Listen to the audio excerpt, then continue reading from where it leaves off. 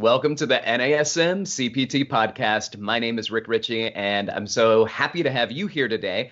And we're a few minutes behind getting on board, but that is something that we hope that you'll stick around for, because we have such a wonderful guest with us today. Her name is Dr. Alison Brager, and she has been an absolute gem for NASM as a subject matter expert, and she has supported us in several ways. And today we're going to be talking about sleep and sleep hygiene. And sleep hygiene, I mean, I'll defer to her, but it does mean a lot more than just washing your sheets or bathing before you go to bed. So I cannot wait to get into this conversation. And I'm going to just bat it over to Alison. And Alison, please just tell us about yourself, who you are, what you do, how you've contributed to NASM, and then we'll get into the sleep conversation. Yeah, sure. Absolutely. It is such a joy to work with NASM. Somebody years ago once told me to plan your career around your lifestyle and not your lifestyle around your career. And I've been lucky enough to do that pretty much my entire career so far. So I am a neuroscientist. I was in school for about 14 years, did my PhD, did a few fellowships. If you want to talk about my specific area of expertise, it's actually looking at sleep genetics. So identifying new biological factors, mostly genetic factors that control how much sleep you need, but also particularly how well an individual handles sleep deprivation or stress. Believe it or not, there are a handful of genes that just make some people more resilient to sleep deprivation than others. And so, it's really no surprise that when we're talking about high performers and elite athletes and even government positions, those people, we believe, sort of self-select due to their, unique biological makeup. So that aside, I have been able to leverage this work to help the U.S. military.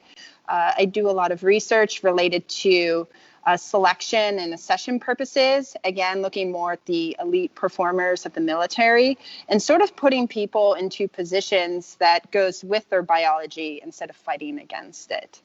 But how I got involved with NASM too is I'm still an elite athlete. Even at the age of 36, I still tried to compete at the highest level. Most recently it was in CrossFit, but I also do master's track and field. I was a 4-year varsity athlete in track and field at Brown University. And then I found CrossFit, and I've competed in the CrossFit Games a few times, in regionals too. So that's really, again, just marrying my lifestyle with my career. It makes every day at work feel like a vacation and less like work. Okay, Alison, I'm just going to say that for somebody, you've got an Ivy League education, you've spent years in school, you are an elite athlete. You make it seem like I've done nothing with my life. So, oh, no. Honestly, this sounds crazy. I'm just trying to keep up with all my college teammates. So a few of my college teammates have ESPYs and Emmys, and literally they are the kings and queens of the arts and entertainment industry. So one of my teammates is Daveed Diggs, who was one of the leads in the play Hamilton. So you see who I'm competing with in terms of my peers. I just got chills. I love him. Love him. Yeah.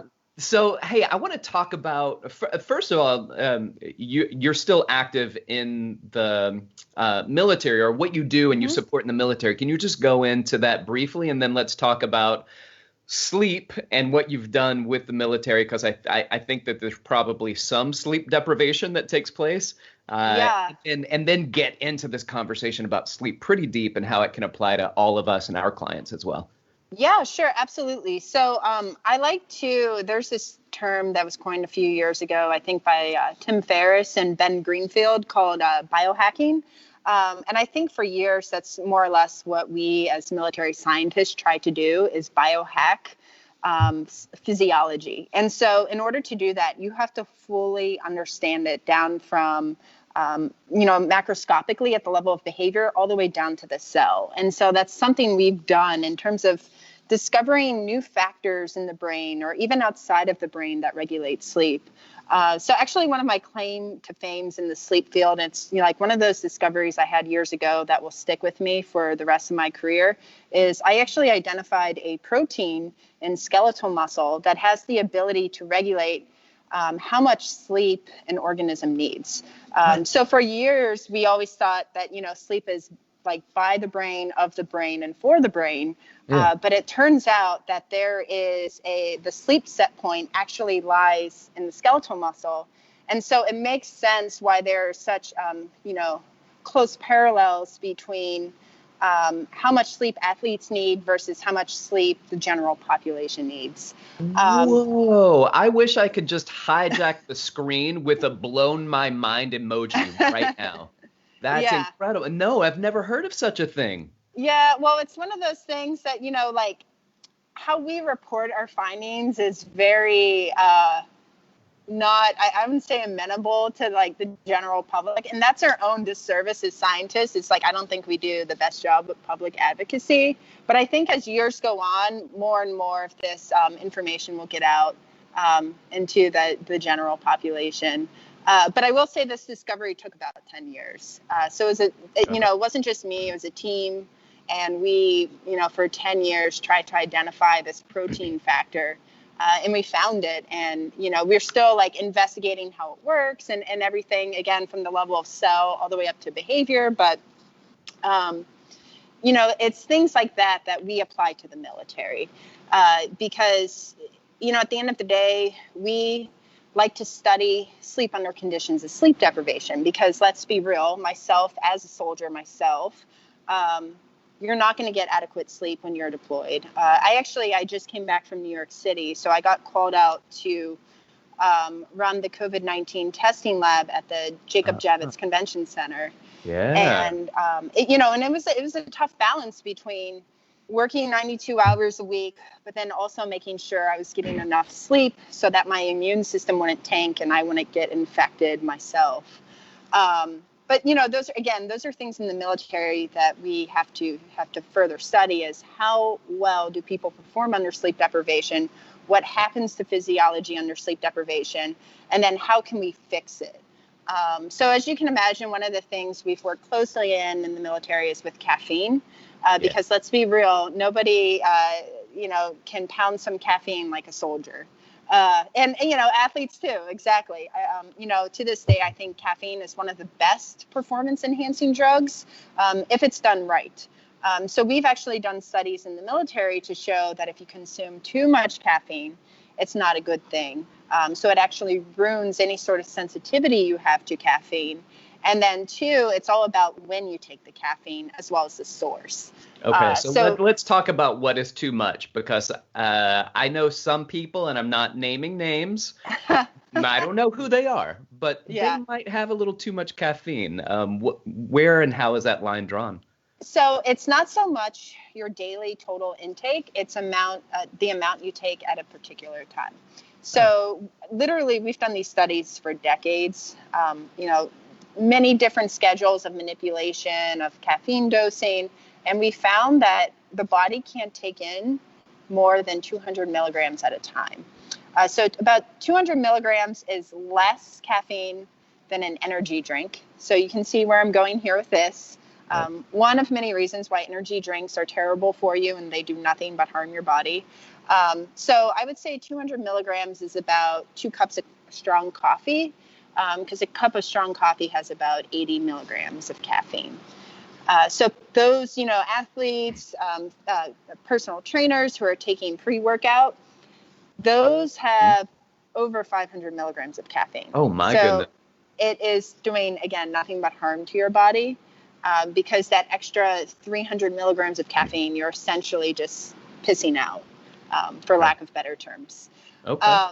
So, we have found that every 4 hours, for about as long as you need, if you're doing 200 milligrams at a time, you should be good to go.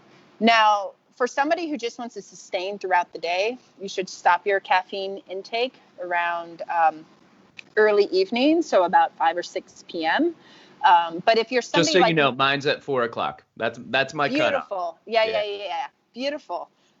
But for somebody like a soldier who perhaps has to be up, for 24, 40, sometimes 72 hours on end, which I've done myself. And medical professionals and firefighters, absolutely. Yeah. Anyone, first responder, medical, anyone who Right. has this like high risk, high fast paced job where any, lapse in judgment is the difference between life and death.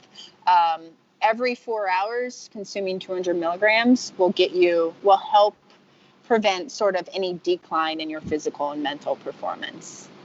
So I have a guy I used to know that if he slept in a few hours, he would wake up with a headache because he was so, I don't know. What is that? Is it an addiction, a withdrawal? What's going on there with that caffeine, the lack of caffeine headache there? So,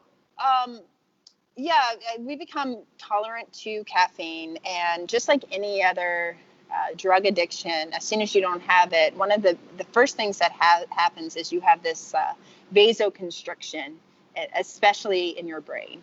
And that's like the sign of any sort of drug withdrawal, because at the end of the day, caffeine is a drug. Another reason why he may be waking up with headaches is actually dehydration. So I know there's a lot of snake oil salesmen and charlatans out there who say you shouldn't drink water before you go to bed. That is completely false. You do secrete this hormone called antidiuretic hormone in the middle of the night that prevents you from waking up to go pee. But you should always hydrate, because think about it, you're depriving of your body of water for at least 8 hours. And if you're sleeping in, so you're extending your sleep to 10 hours, you're going to be even that much more dehydrated when you wake up in the morning. And I also assume if it's a little bit warmer in your room, let's say that you just can't keep it as cool in the summer as you do in the winter, then you probably sweat a bit more when you're sleeping. Yes. So that actually, probably affects it. That is sleep hygiene tip 101, is always sleeping in a cool room. And there's actually a biological reason for it. So as we progress through the stages of sleep throughout the night, the deepest restorative stages of sleep are called deep slow wave activity sleep, and then REM sleep, which, is the stage of sleep we dream. And in order to enter REM sleep fully, you have to have a drop in your core body temperature. So as you can see, if you're sleeping in a hot or a less optimal room temperature-wise, you're actually preventing your body from going into the deepest stages of REM, because your core body temperature is not going to effectively drop. Now, I've had this conversation with several people, and I've been fortunate enough to work and have wonderful conversations with some sleep researchers. And they're pretty gentle about this, because I cannot sleep cold. People talk about, 68 degrees or something like that, or down even to 62 degrees. And my question is, if people cover up and they're sleeping in a cold room, but then they're putting the covers on, isn't it still warmer than 68 degrees? Like, what is, and then if I can't tolerate it because I do not sleep well being cold, then that seems to affect my sleep as well. Is that just something that my body should adapt to? Well, I mean, just like, you have heat tolerance and cold tolerance, your body will eventually adjust to sleeping in a cool room. Regardless of the time of year, we say, between 68 and 72 degrees, and then with like a thin sheet. So no comforter. But in your case, one of the things you might try, and a friend of mine started doing this like 10 years ago, and then I started doing it. And then again, there's no science to support it, because it's not like anyone would ever fund this study, but like, sleeping naked is like something that like I've recommended to people. And once they do that, like people in your situation who say they can't sleep in a cold room, try sleeping naked. It will change your life. I can't. Because I'm even sleep without a like shirt you. on. I can't even sleep without a shirt on. I get so cold. And here's the thing, like I'll go to bed hot and I'll take a shirt off, and then I'll wake up freezing. I'll wake up freezing. So, I understand my business partner at Recover, who's also an NASM instructor, Aaron Yeah. Drogozeski, he has a chili pad.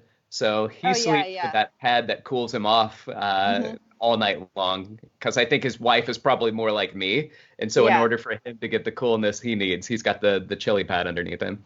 Well, everyone is different, and it just goes to show, that's why our job is never like a one size fits all. Sure. And that's something we do with our military. And some of the athletes I work with too, it's like it's very individualized. Like even like, when you talk about sleep disorders, there's different spectrums, Yeah. especially with athletes. So, Well, I want to do something is that I gotta shout out to somebody that has actually increased the awareness to the public about sleep health, and sleep hmm, hygiene, which is Ariana Huffington. And yes. she did such a remarkable job of taking what you're doing right now and presenting it to the public. Now, Yeah. she didn't research it. She's the person of the Huffington Post, Ariana Hmm. Huffington. But she really brought this out. And now we're seeing consumers consuming a lot of the information that you're talking about. And then we Yeah. get people who've written books like Matthew Walker, Why We Sleep, and some other researchers who are Yeah.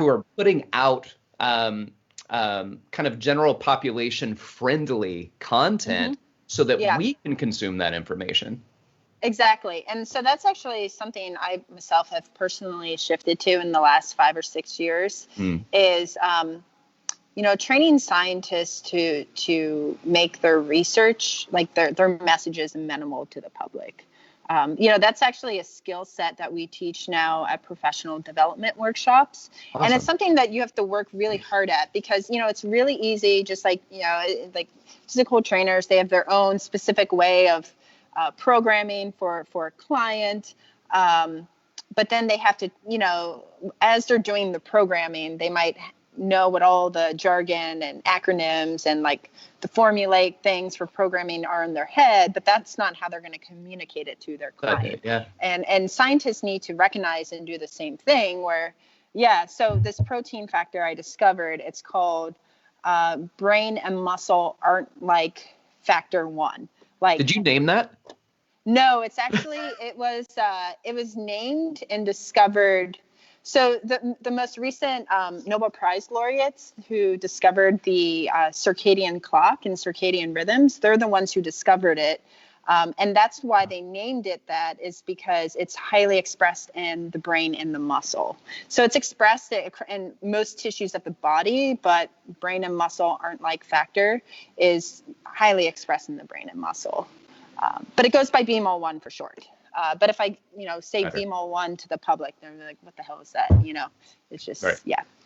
But yeah, and I think it's wonderful what Ariana Huffington's doing, what Matthew Walker's doing, because you do have the other end of the spectrum. Like, one of our most like hated advocates in the field is Elon Musk, because he loves to brag about how little sleep he gets. And, Oh, it pains us that he's so highly no. accomplished. But you know what? Me as a sleep geneticist recognize he probably self-selected for what he did because he Right. has a short sleep gene. And we've identified genes in individuals who can get by with 2 to 4 hours of sleep a night, and that's all they need. And it's probably no surprise that if you look at most U.S. presidents, a majority of U.S. presidents sleep under 5 hours a night. And if you look at top CEOs of Fortune 500 companies, it's the same with them too. So again, it's in generals. If you look at generals in the military, a lot of them sleep less than 5 hours too.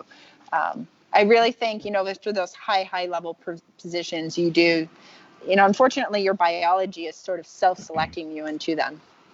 Yeah, one of the biggest issues that we've had at Recover, which is a recovery facility for athletic and cognitive stress. Our issue is that people wear their lack of sleep like a badge of honor. You Yeah, know, as you can imagine in the military too, that's been, that we're always fighting an uphill battle, especially with like combat arms units. yeah, The medical side, we get it completely. Like we made sure in New York City that, everyone had a great place to sleep. and was getting at least 7 hours a night. But then when I told my friends who were in combat arms, they're like, oh, of course our Army medicine is going to, let their soldiers sleep more. I'm like, yeah, because Yes. hello, our research. Yes.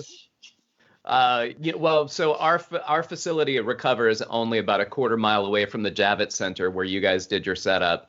That is right. Yeah. Yeah. So if you're ever back that direction, I'd love to have you come over and visit us there. And we do a lot with sleep and sleep hygiene and trying to really get people involved and better understanding their sleep and supporting people with it. I do have I guess right now at this point would be a theoretical question, and it has to do with adenosine. And so from what I know, adenosine, oh, look at you. You've got the molecule tattooed on your forearm. I do. Yes, I do. Oh, well, you might be the right person to ask this question to. Well, that is like in my area of subspecialty. That's all I focus on is adenosine. All my research over the past 15 years has been involved around adenosine. Okay, so here's what I have. My question is, I know, for instance, when I am sleepy, right? When I am sleepy, that we know that there is a buildup of adenosine that takes place, and that caffeine is a blocker to those receptors, or so it's blocking the adenosine. But here's the question. The question is, after I work out, I tend to not be so sleepy. Well, the adenosine is the same adenosine as adenosine triphosphate. Yep. Are we somehow taking some of that adenosine that's in the brain and utilizing it for movement or exercise? So there actually is a paper that came out 2 years ago in a mouse model looking exactly at that. It was published in like one of the most prestigious journals in the world. It's the Proceedings of the National Academy of Sciences. And that is exactly... Sounds super nerdy. What they, yeah, exactly. That's exactly what they found. So adenosine in the brain, no, you are spot on. So that's crazy. Adenosine is produced in these in glia called astrocytes, and then it's shuttled from the glia in order to, be involved for cellular energy, specifically in the brain. Well, these researchers found transporters that are able to facilitate transport from the brain into extra brain, so bodily areas that could be used as cellular energy substrate stores. And I'm actually going to take this a step further. So one of the primary projects I tried to get off the ground, but as you know, with federal spending, like what's hot and what's not changes frequently. So unfortunately, I haven't been able to do this study yet, but I have this theory about creatine, especially creatine supplementation, being able to do something very similar to exercise, where it rapidly replenishes the ATP adenosine stores so that you require less sleep at night, but still be able to perform just as well the next day. And there's a group in Canada who did a study relating it to cognitive performance, where they found that doses of creatine supplementation, so doing a load up phase for 2 weeks and then doing the maintenance phase, when these individuals were sleep deprived, they tended to have more stable mental performance because they had that extra adenosine and ATP to utilize from creatine stores instead of the traditional, glycogen stores.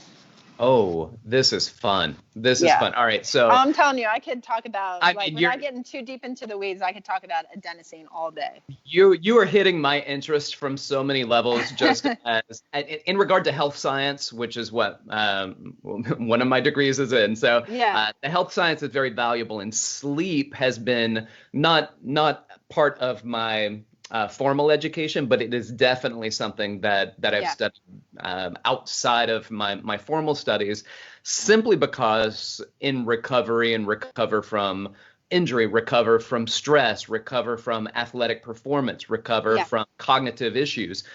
Sleep is highly important. So I want to talk about a few more things, and then we're going to open it up to the people that are listening, see if we have any questions. So I have three things kind of that I want to talk about. One is light. I want to talk about light. I want to talk about red light. I want to talk about blue light. Infrared light. What are some of the effects of light and what it has on sleep?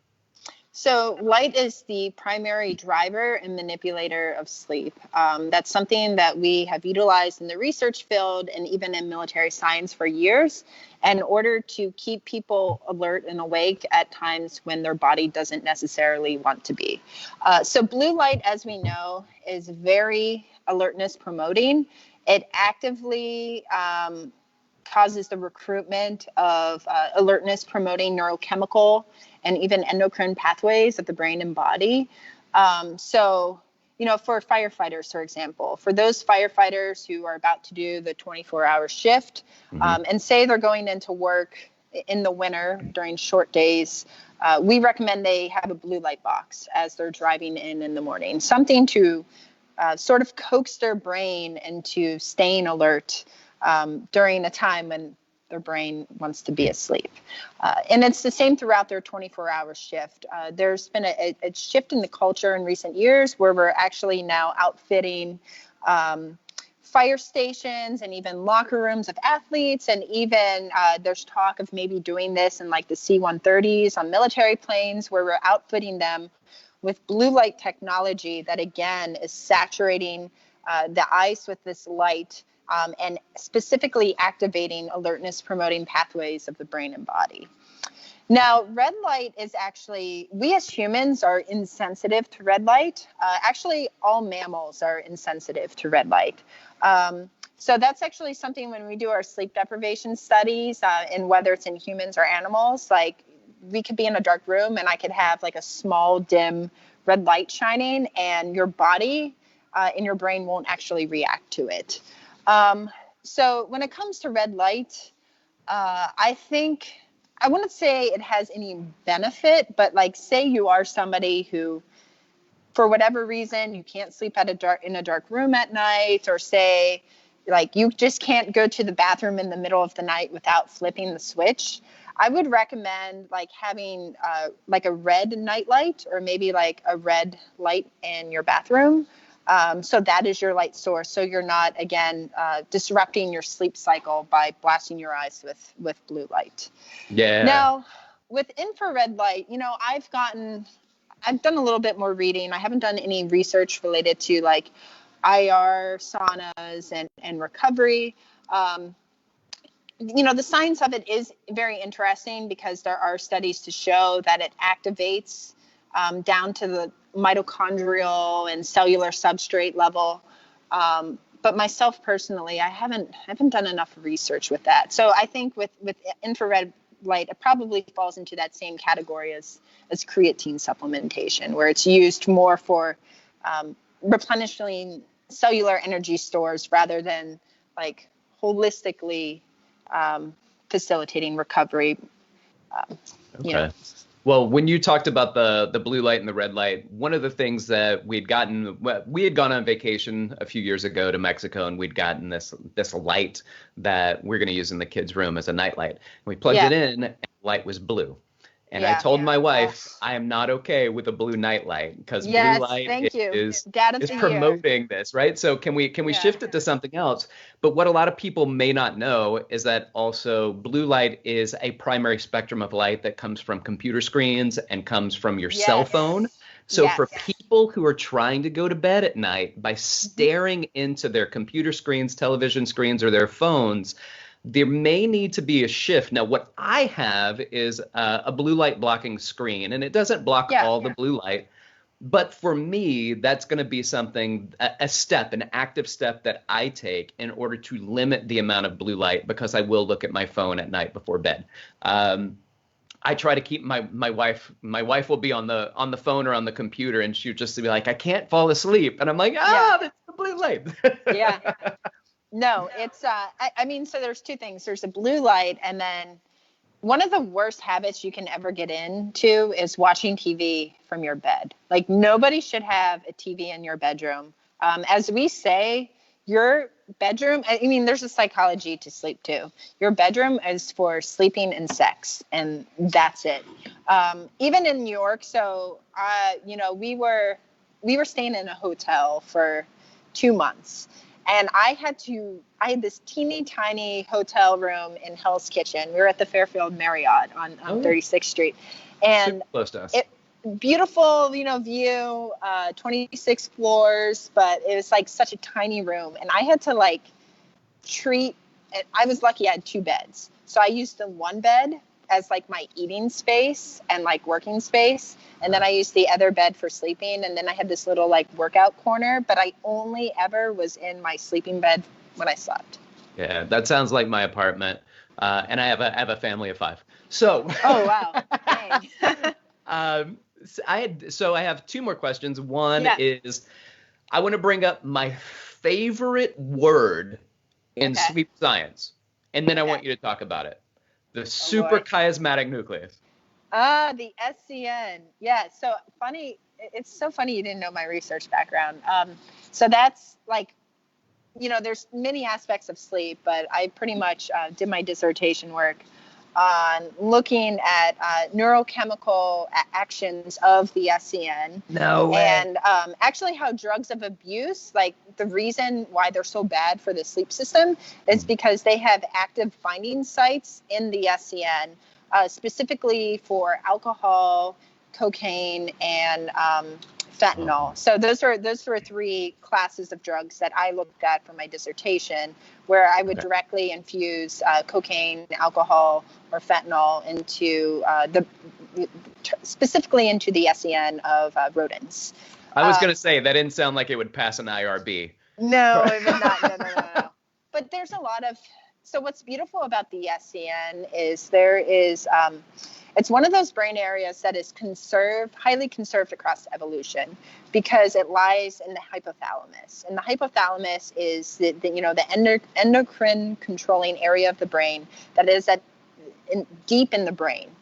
And that's sort of how the brain was conserved across animal species is, it developed from the inside out instead of the outside in. So, regardless if like a mouse doesn't have a highly complex developed frontal cortex like we do, the actions of the SCN in the hypothalamus act in a similar manner as to that in humans. And what's so cool about the SCN is its actions are independent of whether the animal is nocturnal or diurnal. That is controlled by a different brain area that has been identified over the years. Wow. But the SCN is, the reason why it's called the suprachiasmatic nucleus, for people who don't know, is because it sits at the base of the optic chiasm. And so the optic chiasm is the point at which the optic nerves converge, hence chiasm for Latin. And the SCN sits right above that. So that in and of itself makes you recognize just how potent of a stimulator light is for the SCN and downstream actions, because that's really what it is the SCN is more or less like the motherboard. And then all the actions in terms of how it connects to other brain areas and how it signals areas outside of the brain it's all controlled from the SCN. I love it. See, this is not just my favorite word, but it's some of my favorite information. So yeah, well, and we've also known that it's super important from, again, animal studies where we've actually lesioned and have like completely removed the SCN.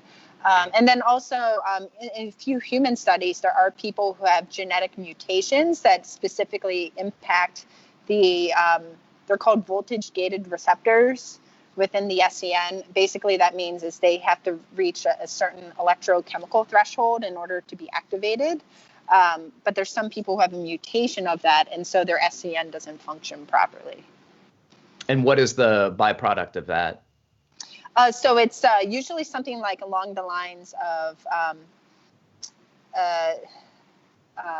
not delayed sleep phase syndrome, but something like that, like non-24-hour disorder. Oh. Yeah. Can you hear me? Yeah. Oh, okay. Yeah. It is kind of the clock for that circadian rhythm, right? Like it's Yeah, what keeps the pace. It's the pacemaker in a it sense, yeah? is yes, it is the central pacemaker. That's exactly what we call it.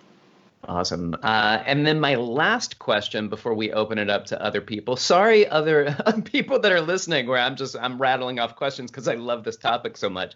Can you speak to GABA and what Yep. GABA is and its effect on the body, the brain, and sleep? Yeah, absolutely. So GABA is the primary neuroinhibitory chemical of the body and the brain. So it is an inhibitory signal, um, and but it can also be an activating signal too. So if you remember from like basic physics, if you have a negative and a negative charge, those two negatives combined can create a positive reaction. So you could see from that in and of itself how GABA is the most potent modulator of physiology. So GABA is released when we're transitioning from wake to sleep. So typically in the deepest restorative stages of sleep, we have really high GABA tone. Because again, like the GABA signals have to make sure that we're not active in terms of, muscle tone. They also have to make sure that we're sort of somewhat removed from consciousness. We're sort of in the subconscious state, not unconscious state, but subconscious state. Mm-hmm. And as you know from the world of sleep medicine, GABA is the primary target of the most common existing hypnotics on the market. So Ambien, Lunesta, Sonata, they all target specifically the GABA system. Alcohol is also actually a GABA agonist as well. So as you can see, it has huge effect. But yeah. There's also let's go back to that about the alcohol, because I think that some people will say this, like, I'm having a hard time sleeping. Mm-hmm. I'm going to have some drinks to help me go to sleep. But one of the things that Matthew Walker talks about in his book, and then Dr. Rebecca Robbins and I have had conversations about, is that there's a difference between sleep and unconsciousness.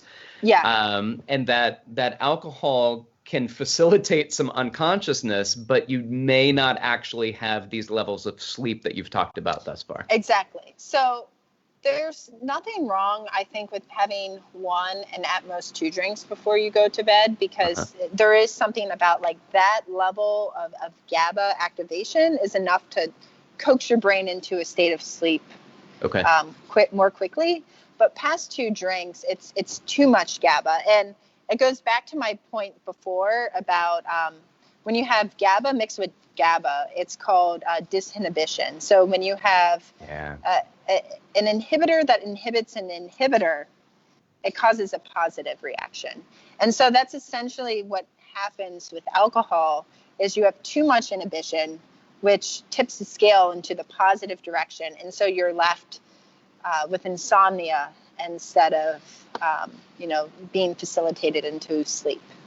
Okay. And then final question. I know I said the last one was the final question, but you had mentioned it earlier, not in our conversation, but via email. You talked about sleep banking. Can you speak to sleep banking for a moment? Yeah, sure. So this is a phenomenon that we sort of coined within the military about 10 years ago. So we have found that if you load people up on sleep, so you extend their sleep, in preparation for sleep deprivation, they are more likely to have stable and okay performance across, I'm talking severe sleep deprivation. So, where you're awake 40 to 60 hours. Just extending your sleep by an hour to an hour and a half for a week can help somebody get through 40 hours of full-on sleep deprivation more easily. And it's actually, we found, healthy for your immune system too. So, that was one of the things in New York City I really emphasized to the soldiers under me is like, hey, like, sleep with every opportunity you need. When we were working those 92-hour work weeks, like, I let my soldiers nap inside, take turns to nap, because I didn't want any of them getting sick. And, fortunately, we didn't have anyone get sick. So. So does that speak to the common phrase of sleep debt, that you can overcome a sleep debt by sleeping more?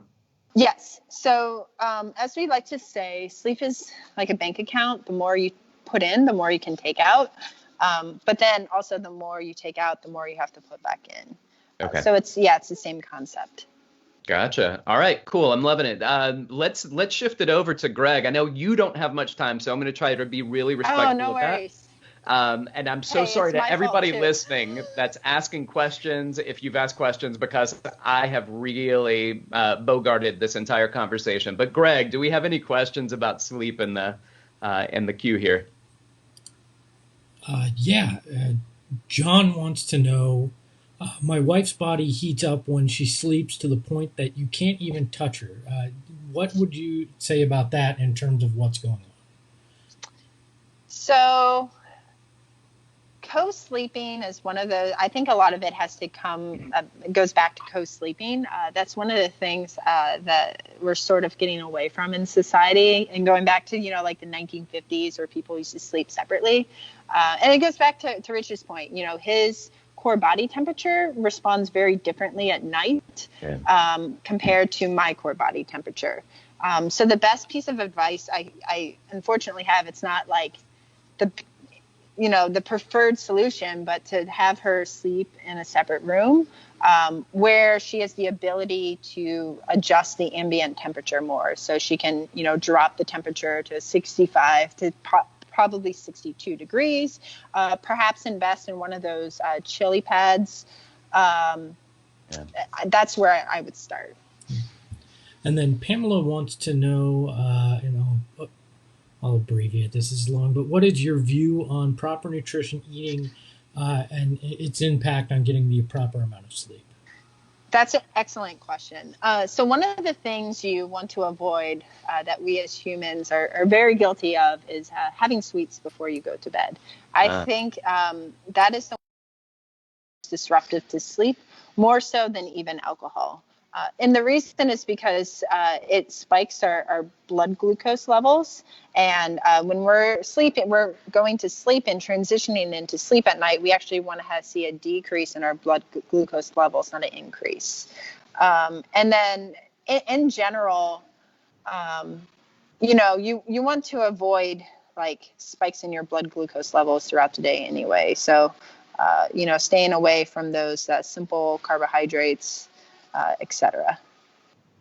Can we piggyback on that and then talk about just Yeah. eating before sleep? Is there a kind of a best practice when it comes to eating, regardless of the sweets or?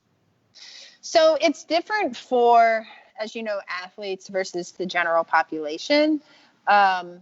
Intermittent fasting, there's a lot of evidence to support it, in terms of promoting lean muscle mass, and I think that is a good approach for the general population. Now, when it comes to elite athletes and people who are training for a competition, you actually do want to have carbs, complex carbohydrates. Again, nothing with a high glycemic index that's going to spike your blood glucose.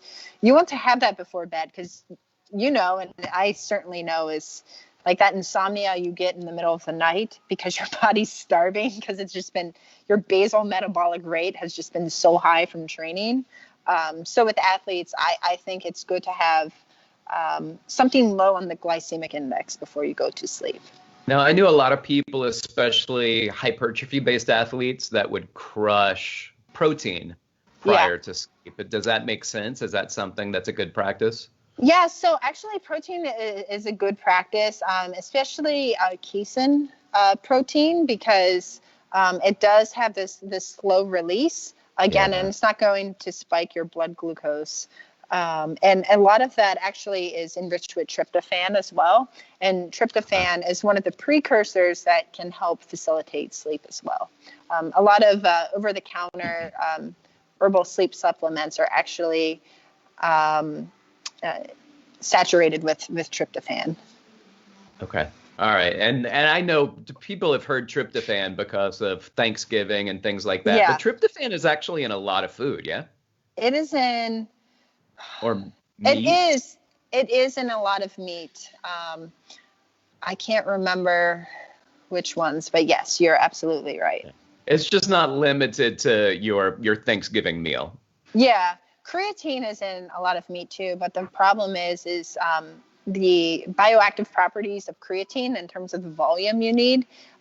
You're not going to get enough from it from red meat. You actually need to supplement, because I think red meat, a pound of red meat has like 3 milligrams of creatine, or 3 grams of creatine, whereas a supplement, in order to have like a biologically advantageous effect, it has to be anywhere from 5 to 10 grams.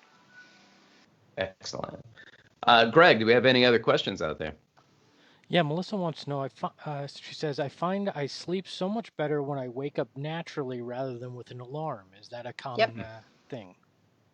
Absolutely. And usually that is because you're transitioning out of REM sleep. So when it comes to sleep, there's, the 90-minute sleep cycle, where you go from a state of wake to non-REM sleep to REM sleep.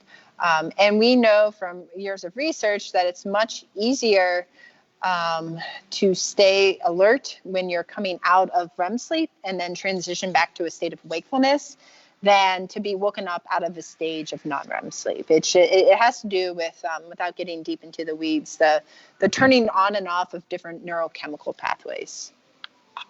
All right. What else you got, sir? And the final one we have here in the chat is Scott says, I find that I have more sleep disturbances or lower sleep efficiency overall in the spring. Is that potentially due to allergy season or other considerations? It can be due to allergies. So the histamine system is a alertness promoting system. And so allergies activate the histamine system. It actually could also be due to the light. So that's one of the things. I tend to have longer sleep and better sleep in the winter when there's shorter days than in the summer when there's longer days.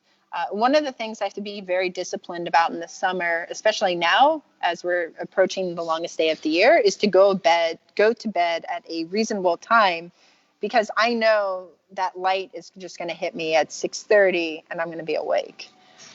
So light, and you can invest in blackout curtains. Personally, I'm not a fan of them unless you are a shift worker or a first responder.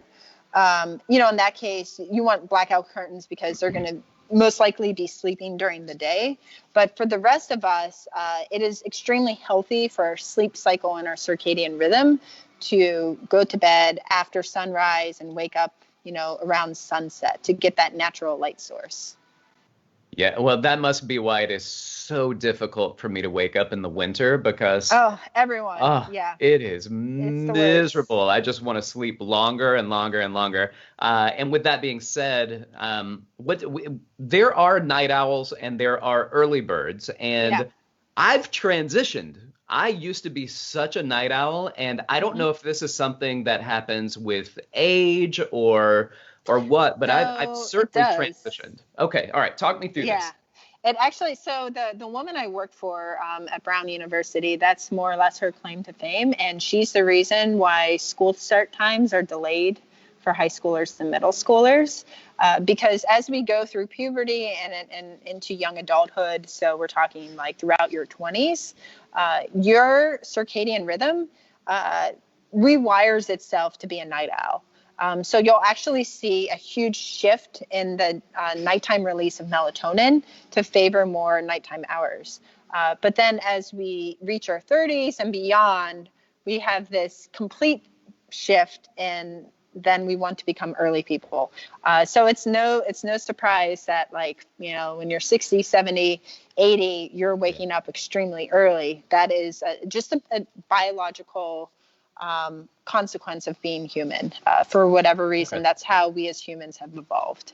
I got it, because I remember I worked at a gym and they opened at 6 o'clock, and then I remember the general manager goes, "Look, we're going to need some people to cover an earlier shift. All the old people want us to open at 5." So that was something that see now, because I would sleep so late, but now it's a steady get up at 6 o'clock, whether or not I have clients or anything like that. And I used to say I'd only get up early in the morning if somebody paid me to do so, and I would get up Yeah. early to go train. But now it's just, that's where I perk right up.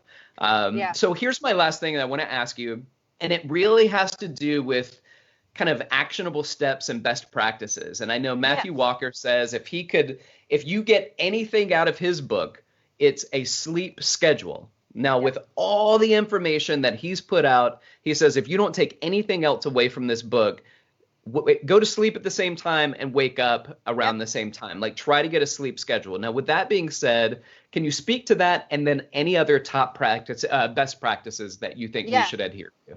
So he is absolutely right. I mean, it makes sense. He is a leading expert in the field. His sleep schedule is number one priority, because you are keeping to your circadian rhythm of when to be awake, when to be asleep. Honestly, you should start your sleep routine about 90 minutes before bed. So 90 to 60 minutes before bed, that's when you power down all the technology. So no more smartphones, no more TV. A few people invest in like yoga, sort of like, that's when I do as an athlete, my deep tissue, like myofascial release work, things like that. You actually want to keep the light in your home low. So either it's investing in a dim light system, or candles, just something to just low level light. A lot of people will have tea or take a hot shower, and that's true even in the winter too, because that vasodilation does really promote sleep. And then again, just keep the temperature low in your room. Go to sleep in a dark room. Sound machines are actually great too. Even if you have like meditative, like classical music, stuff like that too. But yeah, it's one of those things, is the more you age, the more difficult sleep becomes. One, because of family life, and two, it's just a byproduct of aging. Like everything breaks down the older we get. So you really have to start taking your sleep seriously. Dr. Alison Brager, I want you back on this show. I will come back, and we can do it live from New York. How about that? Just hopefully I'm not coming back to help with COVID-19 the COVID. Again. Oh my gosh, from your lips to God's ears. I hope that's not the case. This has been amazing. You are an absolute wealth of knowledge. You're fun to talk to. I love that you have so much experience and so much background from a clinical perspective, from a research perspective, from an athlete's perspective. I love and I'm going to shout you out for wearing an NASM shirt, which I've never done on these calls. You are far more on brand than me, so shout out to that. Thank you for being on this, and I cannot wait to get you back on the show, and we'll discuss what it looks like and what we'll talk about. But we're gonna get you back in. All right, no, sounds great. Thank you guys. I'm sorry I have to get off so quickly, but I understand. Thank you so much, and for everybody out there, thank you so much for being a part of it, listening, and for your questions. Thanks. My name is Rick Richey, and this is the NASM CPT podcast.